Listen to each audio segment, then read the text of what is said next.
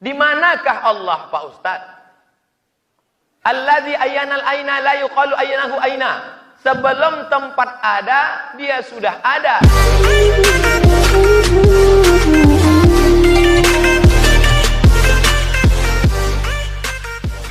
Kami ini kan terkadang latihan fisik di lapangan. Pakaian kami saat itu kotor dan tak tertutup kemungkinan kena najis. Kemudian tiba waktu sholat, kami saat itu tak mungkin untuk berganti pakaian karena rumah kami jauh. Jadi bagaimana Pak Ustadz?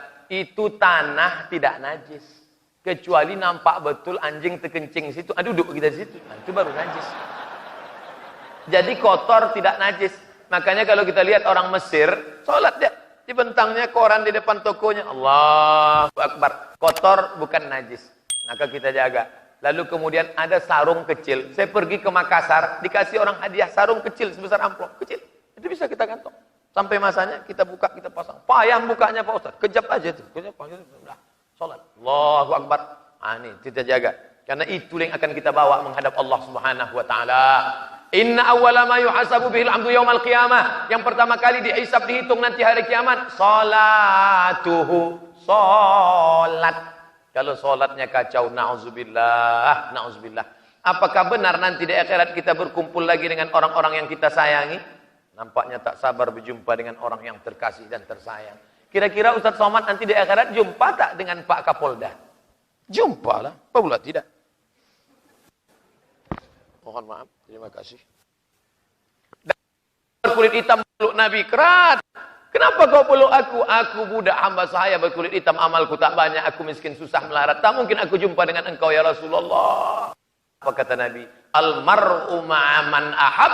Orang akan bersama dengan siapa yang dia cintai. TNI, Polri, Satpol PP, MUI, alim ulama. InsyaAllah kita akan bersama di surga Jannatul Naim bersama Nabi Muhammad sallallahu alaihi wasallam. Amin. Ya Rabbal Alamin. Dengan syarat kita bercinta, berkasih sayang karena Allah Subhanahu wa taala. Dicari oleh Allah. Apa kata Allah? Ainal mutahabbuna bi jalali. Mana orang yang dulu berkasih sayang karena aku? Mana? Aku ingin memberikan mereka naungan di padang mahsyar pada saat tak ada naungan kecuali naungan aku. Mudah-mudahan saya, Pak Kapolda, Bapak pimpinan TNI Polri, semuanya termasuk yang dicari Allah dan mendapatkan naungan itu insyaallah. Amin ya rabbal alamin. Kami sebagai anggota TNI Polri ingin juga menjalankan sunnah Nabi, yaitu mencukur kumis dan merapikan jenggot. Ini nyindir saya nampaknya.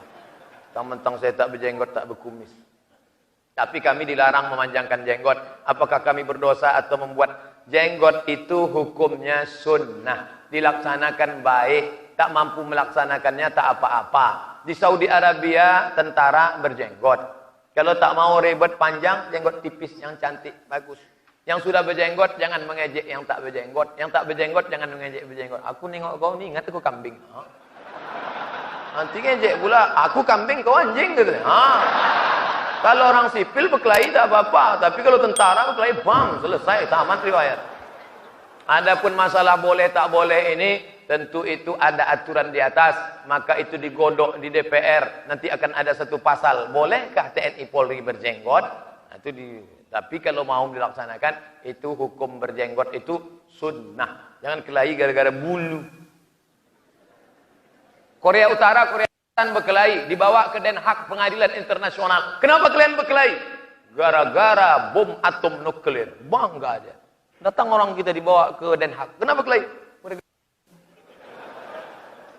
Tapi sebagaimanapun juga berjenggot adalah sunnah Nabi Muhammad sallallahu alaihi wasallam.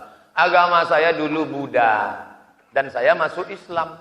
Saudaraku mu'allaf, dan mu'allaf itu dosanya bersih, diulang hidupnya dari nol. Di dunia ini yang diulang dari nol dua. Yang pertama mu'allaf, yang kedua pegawai Pertamina. Ulang dari nol ya Pak.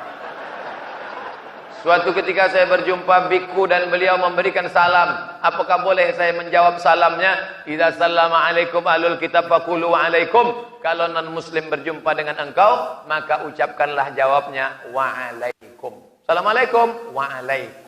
Apa arti wa alaikum? You too. Peace be with you too. Itu bahasa kampung kami lah. Karena kita merayakan ulang tahun dengan meniup lilin dan bertepuk tangan, bahkan bercampurnya laki-laki dan perempuan. Kita berdoa diajarkan Rabbana atina fid dunya. Ustaz Somad besok datang ke rumah ya, kenduri anak yatim. Karena anak saya ini pas hari kelahirannya. Boleh, silakan. Bapak-bapak TNI Polri, kebetulan anaknya lahir, bawa ke rumah anak yatim. Anak itu dibawa ke sana. Pak yatim, Pak penjaga panti yatim. Ya, berapa anak yatim di sini? Ada 200-an Pak, tolong keluarkan, saya bawa nasi ini. Semuanya? Enggak, 10 bungkus saja. Makan kita sama anak yatim. Anak kita tuh bertanya, ya, papa, ya. Ini siapa nih? Ini anak-anak yatim. Ayahnya mana? Memdate mata ya bawati, mati. Kau pun kalau macam-macam ku tinggalkan kau sini nanti. Dibawa dia ke mall, dia akan menjadi anak yang konsumtif. Tapi kalau kita bawa dia ke panti yatim, insya Allah dia menjadi orang yang bersyukur. Menangis dia, diciumnya, ayah, jangan tinggalkan aku ayah. Aku sayang papa, sayang mama. Ini baik. Adapun meniup-niup lilin, tak usahlah lagi. Bagi yang sudah lalu, banyak-banyak istighfar. Astaghfirullah Rabbal baraya. Astaghfirullah minal khataya. Menyebutkan selamat hari raya agama lain bagaimana Pak Ustaz? Kata Ustaz Adi Hidayat, oh saudaraku yang beda agama dengan aku tak mengucapkan selamat dengan engkau, bukan aku tak sayang kepada engkau saudaraku. Walaupun kau tak sekeyakinan dengan aku, tapi engkau tetaplah satu kebangsaan dengan aku. Kita di bawah naungan Negara Kesatuan Republik Indonesia. Bertetangga, silakan. Nikah anak dia Pak Ustaz, boleh saya datang? Silakan datang. Di mana nikahnya? Di hotel, datang. Selamat menempuh hidup baru. Tapi jangan doakan barakallahu lakuma. Itu doa tuh gitu. Boleh saya makan Pak Ustaz? Silakan makan. Di situ kan ada Muslim food. Silakan makan. Di sini non Muslim food. Jangan pula singgah ke sini. Habis makan sini, singgah dia ke sini. Kenapa kau makan sini? Kuahnya aja sedikit Pak Ustaz. Oh, tak bisa. Jadi kita ini jangan main hantam kromo bantai saja riba sude. Ada aturannya, main bola aja ada aturannya. Bertetangga silakan, sekantor silakan, nyewa rumah silakan. Saya kuliah di Mesir ada 6% Kristen Ortodok Koptik. Saya menyewa rumah Ortodok, belanja di tempat. Tapi ketika sampai dalam masalah akidah, wala ana abidu ma'abattum wala antum abiduna ma'abud lakum dinukum waliyadin. Ustaz, apakah boleh kalau seorang wanita berhias mencantik diri di rumah maupun di luar? Perempuan berhias untuk suaminya. Sekarang perempuan berhias bukan untuk suaminya, untuk suami orang lain. Kalau di rumah macam hantu. Pas mau keluar cantik.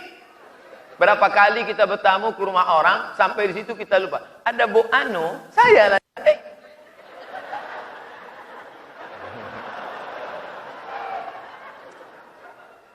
Jangan terlalu berpatokan pada make up. Make membuat up, naik ke atas. Salah pasang nanti orang senyum, kita senyum. Yang disenyumkan orang kita.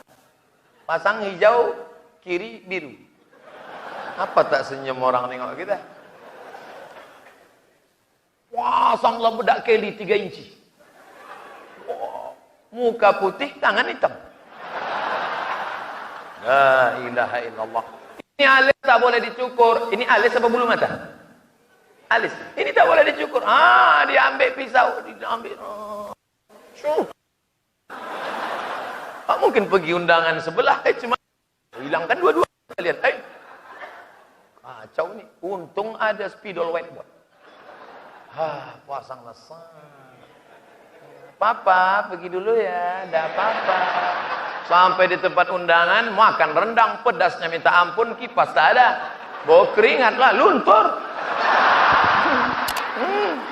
Panas ya Jeng? Iya.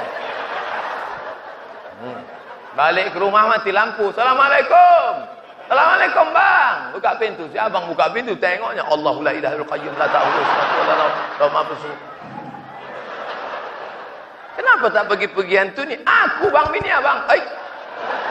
Kau rupanya gitu. Sampai make up. Wanita itu cantik karena raut wajahnya bekas air wudhu. Wanita itu cantik karena pancaran matanya bekas baca Quran. Wanita itu cantik berseri karena tahajud di waktu malam. Siapa yang tahajud di waktu malam, tampak cahayanya sampai di waktu siang. Itu maka terang benderang kantor masjid Polda ini. Kenapa ada cahaya-cahaya dari sana? Yang jelas lampu hidup.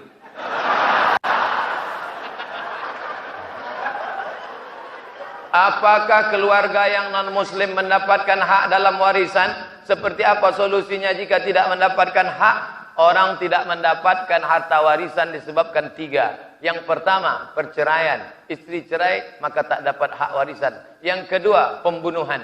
Seorang membunuh ayahnya, maka dia tak dapat warisan. Yang ketiga, berbeda agama. Maka beda agama, tak dapat warisan menurut hukum Islam. Tapi kalau menurut hukum negara, dia dapat. Saya masuk Islam Pak Ustaz, ya, orang tua saya non muslim, ya, meninggal dia, lalu mereka kasih saya, terima saja, boleh. Kenapa? Karena hukum konvensional membolehkan non muslim mendapatkan harta warisan. Apakah wanita yang banyak utang puasanya wajib diganti dengan bayar puasa atau dengan bayar fidyah?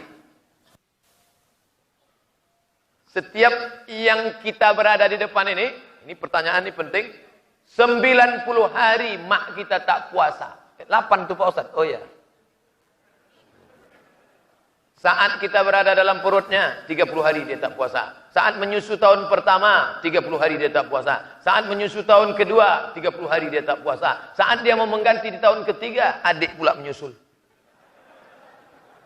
Makanya kalau suami itu ngaji, ngerti agama, diajaknya istrinya puasa Senin Kamis, niat qadha. Maka setahun bisa lunas 80 hari. Senin, Kamis, Senin, Kamis, Senin, Kamis, Senin, Kamis. 1 bulan 8 hari, 10 bulan 80 hari lunas. Selesai anak pertama. Maka qadha, bukan kobok. Kobok basuh tangan. Qadha, ganti puasa. Kalau ibu tidak puasa karena diri ibu, maka ibu qadha saja. Tapi kalau ada unsur anaknya, janinnya lemah, terancam kesehatannya, maka qadha plus fidyah. Tak ingat saya Pak Ustaz, download buku 30 fatwa seputar Ramadan di Play Store. 30 fatwa seputar Ramadan. Penulisnya Abdul Somad LCMA. Gratis. Udah saya download, kenapa nggak dapat Pak Ustaz? Paket tak ada. Apa hukum dalil menyogok dan mendapatkan suatu jabatan? La'ana Rasulullah sallallahu alaihi wasallam.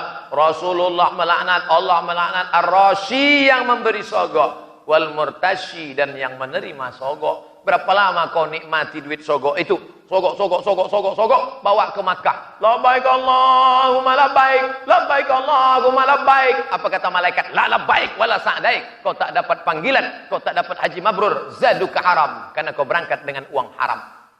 Patutlah dia tak mabrur Pak Ustaz, tak ada perubahan. Iya, dulu sebelum berangkat haji bercelana pendek, sekarang tak bercelana. Na'udzubillah. Mohon penjelasan dari Ustadz tentang isbal. Kaki celana melewati mata kaki namanya isbal. Ini kaki celana melewati mata kaki ke bawah, ini isbal. Sarung, jubah melewati isbal. Kalau isbal gimana? Finnar, di bawah mata kaki masuk neraka. Jadi kalau gitu Ustadz masuk neraka lah nih. Iyalah masuk neraka. Kalau gitu naikkan ke atas. Itulah maka banyak orang menggunting kaki celananya. Menggunting dengan yang belum menggunting. Kok kenapa tak kau gunting? Neraka nih. Kalau yang menggunting dengan yang tak menggunting kelahi, maka yang senang siapa? Yang tak bercelana. Maka dalam hal ini Bapak paham. Tiba-tiba nanti terjadi keributan di masjid. Gara-gara apa? Gara-gara kaki celana.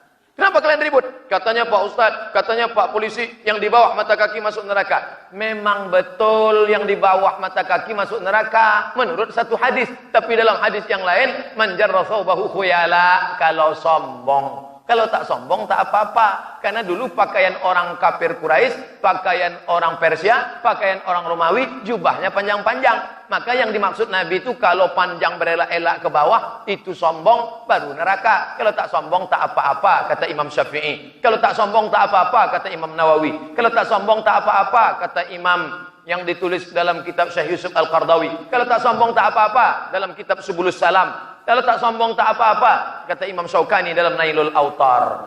Maka Pak polisi, tentara bisa menjadi orang memanage manajemen konflik.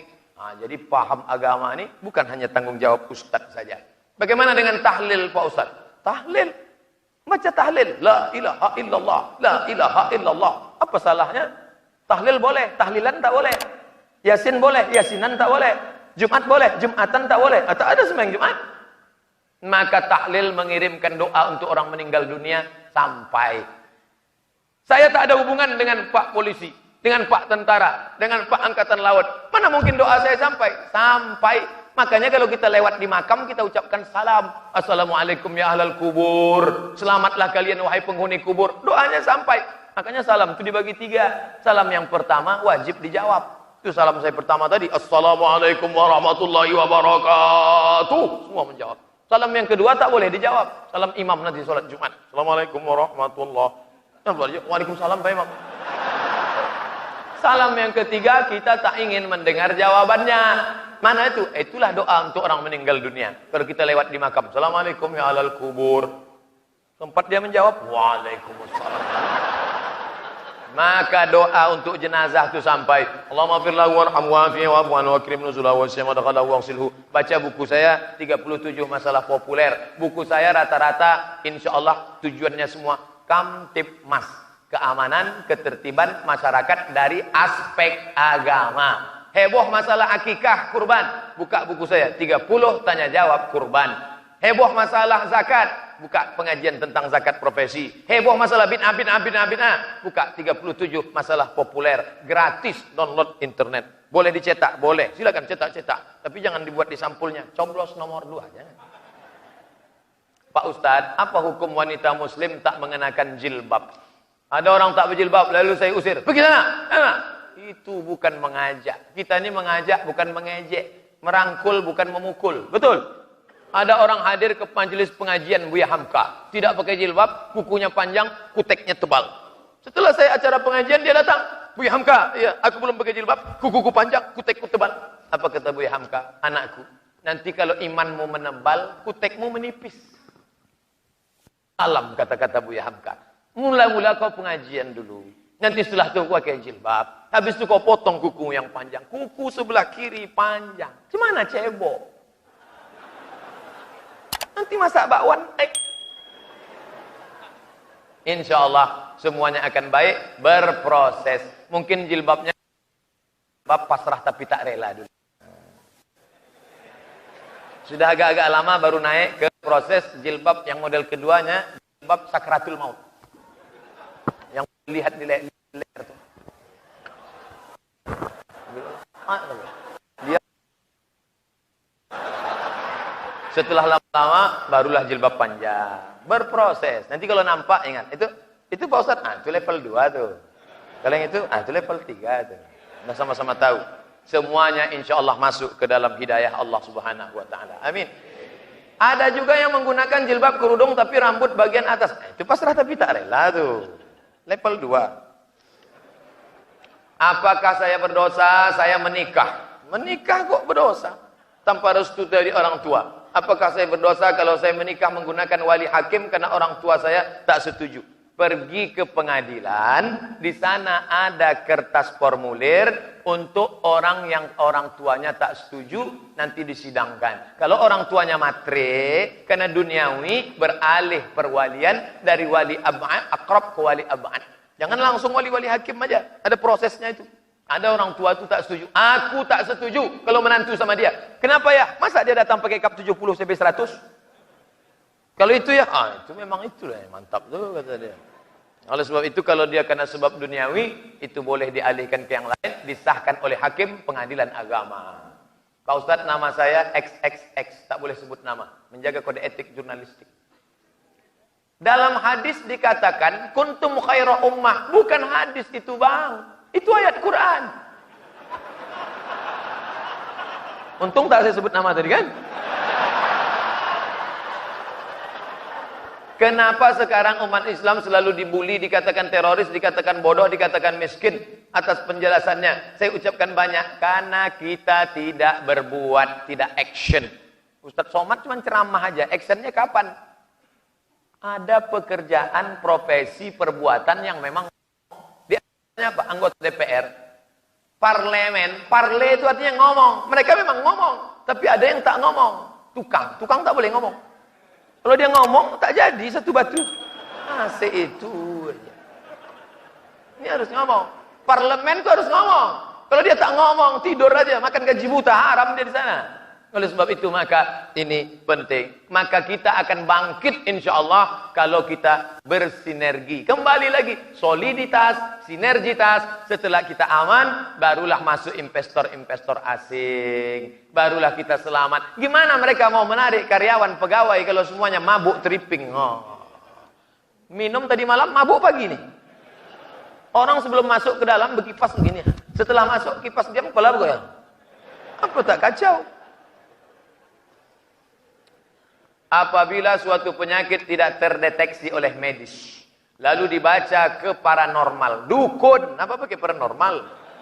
Apa hukumnya Pak Ustaz? Jangan pergi ke dukun. Man atakahinan, siapa yang datang ke dukun? Fasaddaqahu bima yaqul, percaya kepada cakap si dukun. Falam tuqbal lahu salatun arba'ina yauman, tak diterima salatnya 40 hari 40 malam.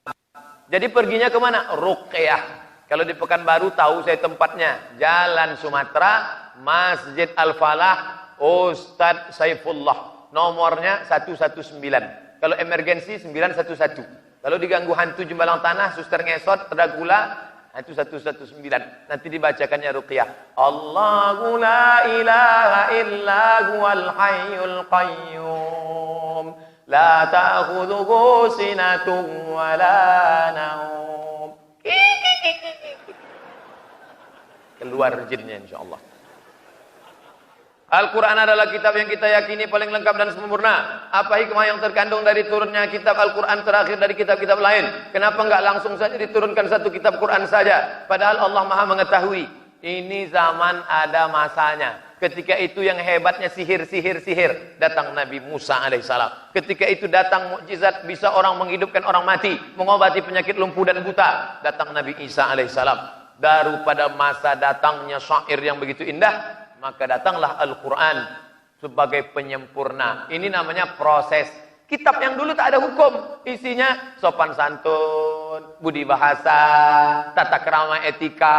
Tapi setelah Al-Quran datang, maka dia mengandung hukum yang tegas.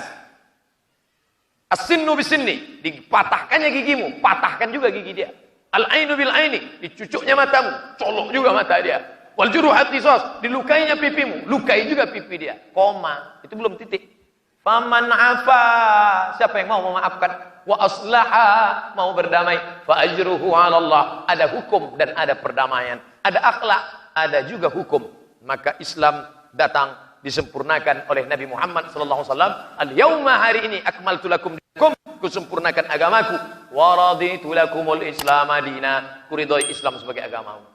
Bagaimana hukumnya orang yang berlainan agama nikah, mengikut secara muslim? Kementerian Agama Republik Indonesia, ujung tombaknya di kecamatan KUA. Tidak ada KUA yang berani menikahkan beda agama, karena dalam hukum kompilasi hukum Islam Indonesia, beda agama tidak sah. Kalau ada artis menikah beda agama, dia tidak tercatat di KUA, tapi di catatan sipil, atau pergi ke Australia, ke Amerika, ke Jepang, dan lain sebagainya. Maka dalam hukum Islam tidak boleh nikah beda agama. Allah Subhanahu wa taala merintahkan kepada malaikat Jibril agar memperjalankan Nabi Muhammad pada malam hari dari Baitul Masjidil Haram ke Masjidil Aqsa, kemudian naik lagi ke Sidratul Muntaha. Sebelum diwajibkan salat, Masjidil Haram, Masjidil Aqsa digunakan untuk apa? Tempat tawaf, beribadah, berkeliling. Inna safa, beribadah, subhanallah walhamdulillah wa la ilaha illallah Allahu akbar. Apakah ada salat sebelum Nabi Muhammad? Ada salatnya saja. Salat siapa itu? Nabi Sulaiman alaihi. Ketika dia tegak megang tongkat, tiba-tiba tongkatnya dimakan rayap, patah, jatuh dia. Rupanya Nabi Sulaiman sedang tegak, karena sholatnya tegak saja. Ada yang sujud saja, ada yang duduk saja. Semua sholat itu terangkum dalam sholatnya Muhammad sallallahu alaihi wasallam. Ada tegak, ada ruku, ada i'tidal, ada sujud, ada duduk antar sujud, ada salam. Itulah sholat yang paling sempurna. Sebelum naik ke Sidratul Muntaha, Nabi sholat 2 rakaat. Sholat sunat apa namanya Pak Ustaz? Dari mana dia mendapatkan contohnya? Wa ma yantiqu anil hawa. Dia tidak bicara menurut hawa nafsunya. In huwa illa wahyun yuha. Melainkan wahyu dari Allah Subhanahu wa taala yang dibawa oleh Jibril alaihi salam. Sholat apa namanya? Sholat sunat di dalam Masjid Al-Aqsa. Tapi tak disebutkan apakah solat sunat tahiyatul masjid, apakah solat sunat hajat, apakah solat sunat taubat, apakah solat sunat mutlak. Syekh Atiyah Sokor dari Al-Azhar hanya mengatakan solat sunat saja. Langkah rezeki pertemuan maut sudah diatur Allah. Betul. Kenapa orang musyrik di luar agama Islam selalu mendapatkan apa yang diinginkannya, sementara mereka bukan menyembah Allah? Bismillahirrahmanirrahim. Semua dapat. Macam orang kasih beras pada ayam. Kasih ayam. Semua ayam dapat. Ayam jahat dapat, ayam baik dapat. Siapa yang kuat cotoknya, dia dapat banyak beras. Tapi ada rahim. Hanya dapat orang beriman saja. Makanya dalam Al-Quran, Ghafurur Rahim. Bukan Ghafurur Rahman. Oleh sebab itu kita mendapatkan Rahman dari Allah. Jangan sangka kalau rumah besar, mobil besar, kebun besar, bini besar, lalu kita anggap itu nikmat. Belum tentu. Kalau kau punya mobil, dengan mobil itu kau sering ke masjid, nikmat. Tapi dengan mobil itu kau buat dosa, laknat. Kalau jabatanmu tinggi, dengan jabatan itu kau bisa tolong agama Allah, rahmat. Tapi dengan itu kau terjerumus dalam neraka, laknat. Banyak orang menyangka kalau punya kekuasaan, kalau punya kemasyhuran, kalau punya harta, nikmat. Belum tentu. Tergantung bisa membawa engkau ke dalam rahmat Allah atau justru menjadi laknat Allah Subhanahu wa taala. Dalam saya berceramah selama di Kepri ini, di kantor Pak Polisi ini paling banyak pertanyaan. Artinya apa? Pengajian ini bukan formali. Ada pengajian itu, mana yang penting selesai, selesai Pak Ustaz. Dah, memang betul-betul mengaji. Tengoklah, hampir sebesar skripsi.